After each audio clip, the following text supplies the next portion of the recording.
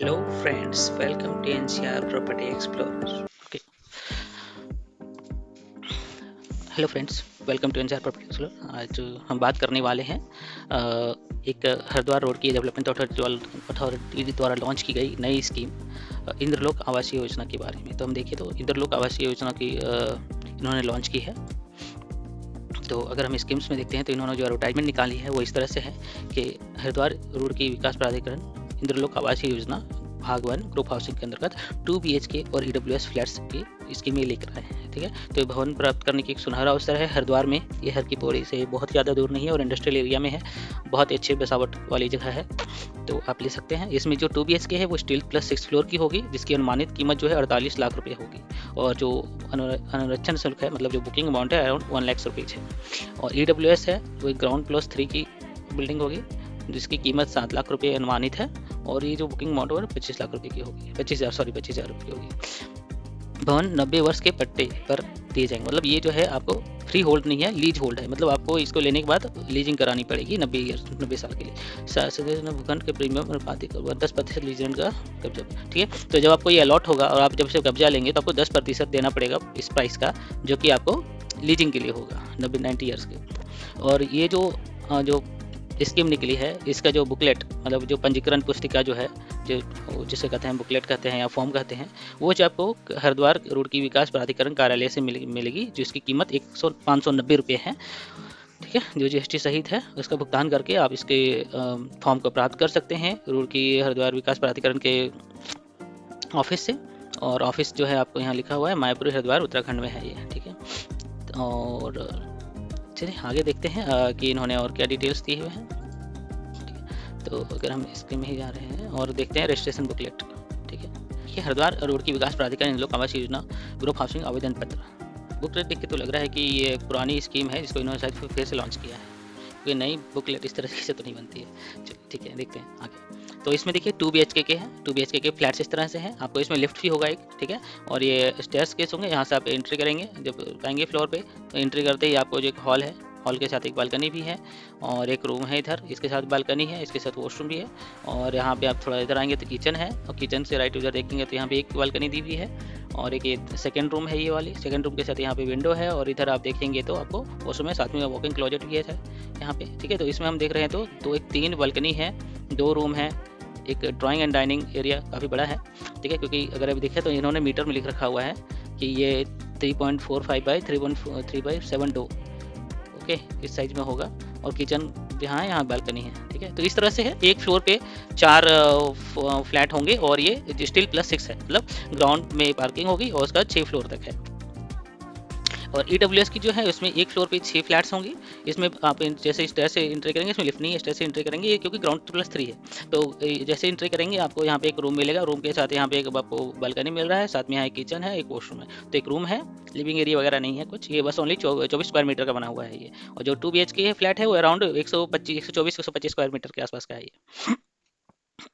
तो आप यहाँ देख सकते हैं जो स्कीम जो है अभी 31 मार्च 2025 तक ओपन है।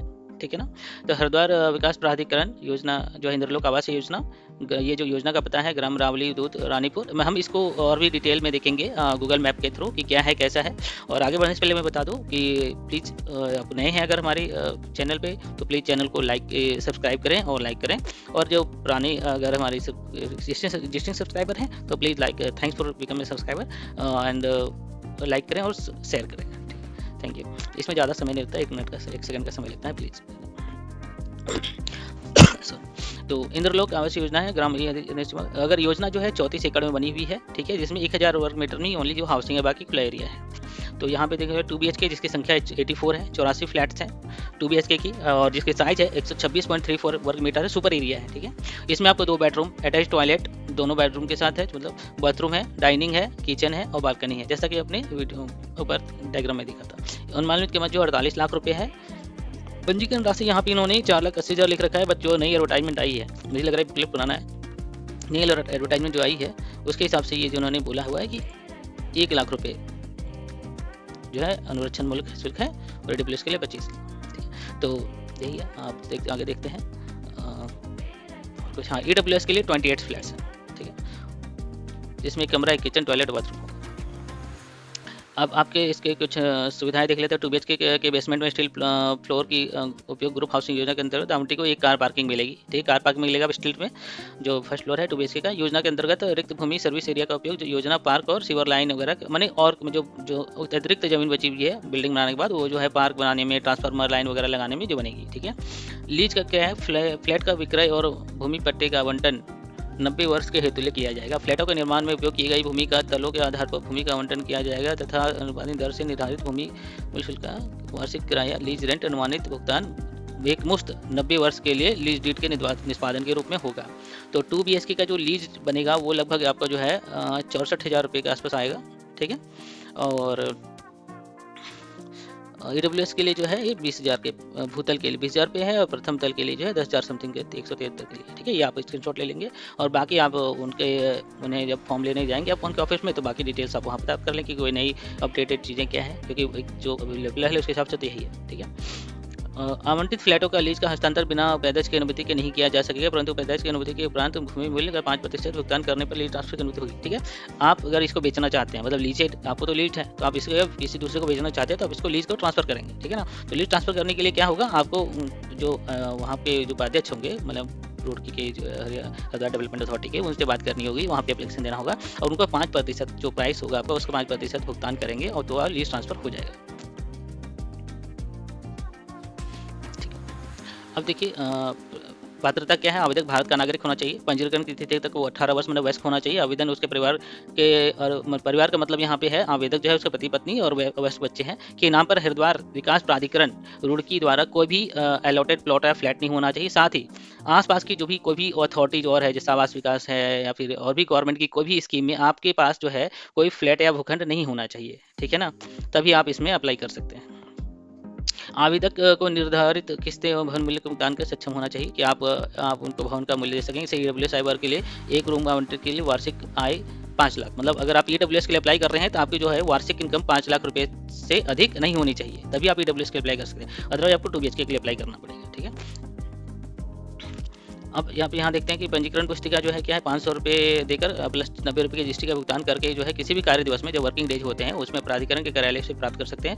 आगे बाकी की जानकारी जो वेबसाइट पर उपलब्ध है। ठीक है, ऑनलाइन HRDA पे उपलब्ध है। पंजीकरण पुस्तिका शपथ पत्र पंजीकरण तिथि के अंदर आवेदन करना होगा। ओके, वेबसाइट पर डाउनलोड आवेदन पंजीकरण धनराशि पंजीकरण GST। ठीक है, तो आपको एक इसके साथ शपथ पत्र भी लगाना पड़ेगा कि भाई मेरे पास जो है कोई भी अथॉरिटी द्वारा अलॉटेड प्लॉट या फ्लैट नहीं है। ठीक है, मेरे परिवार के पास अपूर्ण और बिना हस्ताक्षर किए मैंने आपने अगर फॉर्म भरते समय सभी कॉलम्स को नहीं भरा है या फिर गलत तरीके से भरा है किस तरीके से, या उसमें हस्ताक्षर वगैरह नहीं किए हैं, तो वो निरस्त कर दिए जाएंगे। आवेदन पत्र स्व प्रमाणित वर्तमान पासपोर्ट साइज की फोटोग्राफ लगानी पड़ेगी। आरक्षित वर्ग संबंधित आवेदक को जिला मजिस्ट्रेट या सक्षम अधिकारी द्वारा आय प्रमाण पत्र आरक्षण प्रमाण पत्र की, जैसे इसके में आरक्षण भी है। ठीक है ना, जैसे OBC ST ST सबके लिए जो आरक्षण की लिमिट होती है उसके हिसाब से आरक्षण है। हॉरिजॉन्टल में भी जैसे कि सीनियर सिटीजन महिलाओं को आरक्षण है, तो उनकी भी प्रमाण पत्र आपको साथ में लगाने पड़ेंगे। साथ ही अगर आप दुर्बल वायु मतलब EWS के लिए अप्लाई कर रहे हैं तो आपको आय प्रमाण पत्र भी लगाना पड़ेगा। अगर कोई भी चीज़ अगर आपने गलत सूचना भरी है फॉर्म में, ठीक है ना, तो फ्लैट जो है आवेदक को बिना बताए निरस्त कर दिया जाएगा और जमा धनराशि का 25% कटौती करते हुए आपको बाकी के पैसे रिटर्न कर दिए जाएंगे। असफल आवेदक जो है, जिन आवेदकों ने फ्लैट आवंटित नहीं हो पाता है, जिनकी राशि 1 वर्ष से कम अवधि के अंदर रुड़की विकास प्राधिकरण के पास जमा रहती है, बिना राशि की वापस कर दी जाएगी। ठीक है, मतलब बिना ब्याज के वापस कर दी जाएगी। मतलब अगर आप असफल होते हैं, आपको अलॉटमेंट नहीं होता है, तो आपको जो है ये पैसे रिटर्न कर देंगे। ठीक है ना, ठीक है। अब क्या है कि मैं बताऊँ तो काफ़ी पुरानी स्कीम लग रही है मुझे, फ्लैट्स के नहीं होंगे हो सकता है, तो इन्होंने निकाला, ऑब्वियसली आप अप्लाई करेंगे तो मिलेगा। बट इनके फ्लैट्स गवर्नमेंट के जो तो काफ़ी खुले और बड़े होते हैं और कोई लिटिगेशन तो होता नहीं है। ठीक है, तो मैं तो ये सजेस्ट करूँगा कि अगर आप वहाँ के आसपास रहते हैं तो देख लेते हैं। पंजीकरण जो है प्रक्रिया जो है अंतिम चरणों में, अगर हम देखें ये कहाँ पे है, तो मैंने गूगल पे इसका लोकेशन निकाल रखा है। देखिए आप इधर हर की पौड़ी है, हरिद्वार है, यहाँ पे हर की पौड़ी है। ये देखिए हरिद्वार ऋषिकेश का जो रूट मार्ग आ रहा है, यहाँ से एक रास्ता जा रहा है, देखिए इधर से। और अगर आप यहाँ से देखें तो यहाँ एक रास्ता, यहाँ से जाके इधर से एक रास्ता आ रहा है, इधर से। ठीक है ना, और यहाँ देखेंगे तो अब भेल की यहाँ पे प्लांट है, मतलब मोस्टली इंडस्ट्रियल एरिया है। भेल भारत हेवी इलेक्ट्रिक के जो है सिटी बनाई हुई है, इनके यहाँ पे प्लांट भी हैं और यहाँ बहुत ये इंडस्ट्रियल एरिया है। तो यहाँ पे हंस आएंगे इधर से, देखिए भेल हरिद्वार का यहाँ पे जो है ये बना हुआ है इनका पूरा प्लांट। तो हम आगे बढ़ते हैं, देखिए इस रोड पे है। ठीक है, इस रोड पे इन्होंने अगर मैं इनका आपको डिटेल से मैच कराऊँ तो ये देखिए यहाँ पे है, आगे आ जाएंगे हम पे नंबर 2 पे। ठीक है, क्योंकि नियम शर्तें आप जो है पढ़ सकते हैं बाद में कि आपको इसे इन्होंने, चलिए थोड़ा सा और देखिए, फॉर्म सेलेक्ट नहीं होता है उनका डिटेल जो है वो नोटिस बोर्ड पे लगाया जाएगा। बहुत ही पुराने समय की बात है ये। ठीक है, अब 2 BHK वही डेवलप को 25% धनराशि होने की। अच्छा, जब अगर आपको अलॉटमेंट हो जाती है तो 30 दिन के अंदर जो है 25% जो है आपको जमा करनी पड़ेगी फ्लैट की। ठीक है, और बाकी के जो पैसे हैं तो आप खुद से 90 दिन के अंदर भर दें। ठीक है, या जो 65% है आप 90 दिन के अंदर भर दें, जमा कर दें, या तो आपको जो है 12% की ब्याज दर के हिसाब से जो है वो आपको कुछ किस्त बना देंगे। ठीक है, तो जैसे EWS के फ्लैट के लिए जो है वो 12 आपको 20 किस्त बनाएंगे ट्राई महीने की क्वार्टरली। ठीक है ना, 3 महीने में एक पैसा देना पड़ेगा आपको, एक EMI, और इस तरह से वो 20 महीने के 5 साल का जो है EMI बना देंगे। और अगर वो आप ये लेते हैं, ठीक है, 2 BHK के लिए इन्होंने 1 BHK EWS आवृत्ति को 65% भुगतान पर 80% से माध्यम। ठीक है ना, तो ये 2 BHK के लिए थे। 2 BHK के जो है आपको जो है 20 महीने 5 साल का समय दिया जाएगा और 12% के हिसाब से वो EMI बनाएंगे जो आपको क्वार्टरली पे करना पड़ेगा। और EWS वालों के लिए जो है 80 ट्राइमेस्टर मतलब क्वार्टर दिए जाएंगे, मतलब ठीक है, इनको लगभग 20 साल के लिए जो है ये लोन दे रहे हैं। ठीक है, लेकिन लोन का आपको समय पे जमा करना होगा, अदरवाइज ये जो है कैंसिल भी कर सकते हैं अगर आपको। ठीक है, फ्लैट का नंबर ड्रॉ किस तरह होगा? भवन फ्लैट का ड्रॉ के माध्यम से किया जाएगा। ड्रॉ की तिथि और स्थान जो है उसकी निर्धारित किया जाएगा। सूचना राज्य प्रकाशित समाचार पत्रों में जो है आपको इसका इन्फॉर्मेशन मिलेगा कि कब अलॉट होने वाली है। ठीक है, तो अलॉटमेंट किस तरह से होगा? आपने फॉर्म भर दिया, सब कुछ कर दिया, आप क्या होगा, एक फॉर्म उठाएंगे और एक फ्लैट नंबर उठाएंगे और बोलेंगे भैया ये इनका हो गया। ठीक है, इस तरह से करके ये दे देंगे, मतलब 2 बॉक्स बनाएंगे, दोनों में एक में नाम रहेगा, एक में शायद भवन की जो है नंबर रहेंगे, फ्लैट्स नंबर रहेंगे, और उनमें से एक पर्ची उठाएगी और जो जिनका होगा उनको दे दिया जाएगा और वही आपको मानना पड़ेगा। ठीक है, कि वही फ्लैट आपको मिलेंगे। बाकी कुछ फ्लैट्स जो है बच जाते हैं बाद में कि पूरी अलॉटमेंट नहीं हो पाती है, तो आप उनसे बात करके हो सकता है कि वो चेंज करने के लिए आप बात कर सकते हैं। वो उनके ऊपर निर्भर करता है कि अथॉरिटी वालों पे कि वो आपका कुछ करेंगे नहीं करेंगे। ठीक है, अगर आपने एप्लीकेशन लगा दी है और आप चाहते हैं कि नहीं है मुझे आगे नहीं बढ़ना है, मुझे एप्लीकेशन वापस लेना है, तो 5000 की कटौती करके बाकी का पैसा वो रिटर्न कर देंगे आपको। ठीक है, चलिए आगे बढ़ते हैं। बाकी की डिटेल्स जो है आप ले लीजिएगा। मैं थोड़ा अब ये एक्चुअली पुरानी ब्रोकरेचर है तो जब आप वहाँ जाएंगे पता चलेगा। हाँ, एक बात करते हैं कि किनको जो है आरक्षण मिला हुआ है। ठीक है ना, तो आरक्षण की बात करें, हाँ, तो अनुसूचित जाति को 19%, अनुसूचित जनजाति को 4%, पिछड़ा OBC लोग को 14%, सांसद और विधायक जो है उनको 5%, राज्यकर्मी माने कि राज्य के जो कर्मचारी हैं सुरक्षा में हैं उनको 6% है, जिन्होंने अपनी आयु 50 वर्ष पूरी कर ली है। ठीक है, सूचना विभाग में इसमें की मान्यता प्राप्त पत्रकार जो है वो 2% उनको आरक्षण दिया गया है। और ये तो थी आपकी वर्टिकल। ठीक है ना, हॉरिजॉन्टल में देखिए तो महिलाओं को 30% का आरक्षण है। महिलाओं को 30% का आरक्षण है, सीनियर सिटीजन को 10% का, भूतपूर्व सैनिक को 2%, विकलांग को 3% का, स्वतंत्रता सेनानी कास्ट बच्चों को 2% का दिया गया है। मतलब ये जिस कैटेगरी में आएंगे SC ST OBC उनमें से जो है ये परसेंटेज काट करके दिया गया। जैसे आगे देख सकते हैं, इन्होंने चार्ट भी बनाया हुआ है। ठीक है, जैसे यहाँ पे देखें कि अनुसूचित जाति के लिए जो है फ्लैट्स की संख्या 18 है, तो उसमें से 5 महिलाओं को मिल सकेगा, सीनियर सिटीजन को 2 मिलेंगे, विकलांग को 1 मिलेगा। बाकी के जो फ्लैट्स 10 बचते हैं वो सामान्य लोगों को मिलेंगे, जो मतलब महिला कैटेगरी में सीनियर सिटीजन नहीं आते हैं, अब तो सैनिक विकलांग नहीं है। ठीक है, तो उनको मिलेंगे। ठीक है ना, इसी तरह अनुसूचित जनजाति में है। उसी तरह अगर हम मनपीठ में देखें तो 13 फ्लैट्स हैं, उसमें 4 जो है महिलाओं को मिलेगा, 1 सीनियर सिटीजन को मिलेगा, बाकी जो है 8 जो है सामान्य वर्ग के लोगों को मिलेगा। किस तरह से कुल योग है आप इसका स्क्रीनशॉट लेके देख सकते हैं।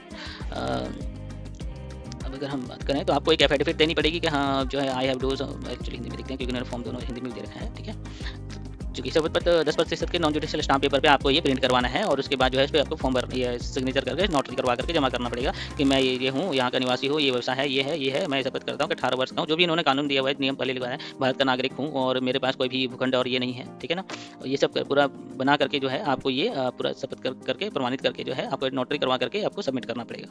अगर आप ये जैसे एप्लीकेशन फॉर्म है, एप्लीकेशन फॉर्म आपको इस तरह से मिल गया है, यहाँ पे फोटो लगाना है, फोटो के ऊपर और कागज के ऊपर यहाँ सिग्नेचर कर देना है। ठीक है, यहाँ से सिग्नेचर करना चालू करेंगे, फोटो के ऊपर तक करेंगे। आवेदक का नाम लिखना है, पिता का नाम लिखना है जो आपके गार्जियन है उनका। ठीक है, जन्म तिथि लिखनी है, पत्राचार मतलब आपको जो है एड्रेस लिखना है अपना। ठीक है, फोन नंबर ईमेल आईडी वगैरह आप दे दें। आवेदक कृषक संलग्न मतलब कृषक हैं तो आप उनके इसका आय प्रमाण पत्र और EWS के लगाएं। आरक्षण श्रेणी से है तो उनका प्रमाण पत्र का नंबर लिखें और इसकी श्रेणी EWS वगैरह अप्लाई कर वो लिखें। फोन की श्रेणी लिखें कि क्या लेंगे, EWS ले रहे हैं, 2 BHK ले रहे हैं। ठीक है, भुगतान किस तरह करेंगे, आप एक मुश्त करेंगे, आप EMI में लेंगे आप। ठीक है, वो लिखना है। आरक्षण वर्ग जो है शीर्ष और क्षैतिज मतलब आप जो है वर्टिकल या हॉरिजॉन्टल कौन सा आरक्षण के लिए अप्लाई कर रहे हैं। ठीक है, वो लिखेंगे आप कि सीनियर सिटीजन महिला और विकलांग के लिए यहाँ पे आपको लिखना है, जैसे OBC SC ST के लिए यहाँ पे डिटेल लिखना है। ठीक है, अब उस टाइप जनरल है और सीनियर सिटीजन है तो यहाँ लिखेंगे। ठीक है, वार्षिक आय क्या है वो लिखना है, मासिक आय भी लिखना है। ठीक है, और आपको उत्तरजीवी नॉमिनी ऐड करना है कि आपने एप्लीकेशन भरा ऐसा ना ऐसा हो मतलब कुछ हो जाए अगर जैसे अपनी, तो आप जो है वो किनको अलॉट किया जाएगा वो डिटेल लिखना है। ठीक है ना, संलग्न करना है। ठीक है, तो फ्रेंड्स प्लीज़ लाइक करें, शेयर करें और सब्सक्राइब करें। ग्राउंड ये है 1 2 3 4 5 6 फ्लोर का है, यहाँ मोस्टली लिफ्ट लगा होगा। आप बालकनी देख सकते हैं, बालकनी दिख रही है। इधर भी ये जो सब 2 BHK ही है। अगर मैं हमने दिखाऊँ आपको प्रॉपर मॉल वगैरह बना हुआ है। ठीक है ना। बाकी आप वहाँ के हैं तो आप जा करके देखें प्रॉपर कि किस स्थिति में है फ्लैट्स वगैरह, ठीक है, तो आप उसको ध्यान से देखें। तो प्रॉपर मॉल है, मैगडी वैगडी सब कुछ है, हॉल पूरा बना हुआ है, ऐसा नहीं कि कोई दिक्कत है, पूरा बना हुआ है और काफ़ी बसी हुई सिटी। अगर आप देखें तो पूरी बसावट है, यहाँ से यहाँ तक कुछ ओपन एरिया है तो यहीं पे है। और यहाँ बाद में और भी फेज आने वाले हैं प्लॉटिंग्स के, फ्लैट्स के, शिवालिक फेज 5 करके। ये शिवालिक सिटी देखिए कितने अच्छे से बसाया हुआ है पूरा। तो स्कीम ठीक है, अच्छी जगह पे है, लिया जा सकता है। अब बहुत समय है, 31 मार्च तक का समय है। एक बार हो, अगर आपको मन कर रहा हो कि आप अप्लाई करें तो एक बार जा भी सकते हैं, हरिद्वार जाएँ, गंगा स्नान करें और देवभूमि घूमें और साथ में इस लोकेशन को भी जाकर देख लेंगे। फ्लैट्स बनी हुई है तो आप उसे भी देख सकते हैं कि किस कंडीशन में है। अगर आप अप्लाई करना चाहते हैं तो फिर आप जाकर देखें, आपको अच्छा लगता है तो और जाकर के इनके पास जाएँ और अथॉरिटी के पास और उनसे भी कुछ और जानकारी लें और फिर अप्लाई करें। मैं तो बेसिक जानकारी दी कि ऐसा दिख रहा है और फ्लैट्स की कीमत जो है आपको वो भी बता दी है मैंने, जो कि 2 BHK के लिए 44 लाख रुपये है। 1 लाख रुपये पंजीकरण अमाउंट है, 6 फ्लोर की है, काफ़ी खुला जगह है। मतलब 2 BHK EWS के लिए तो 7 लाख रुपये की है और 25,000 का ये बुकिंग अमाउंट है।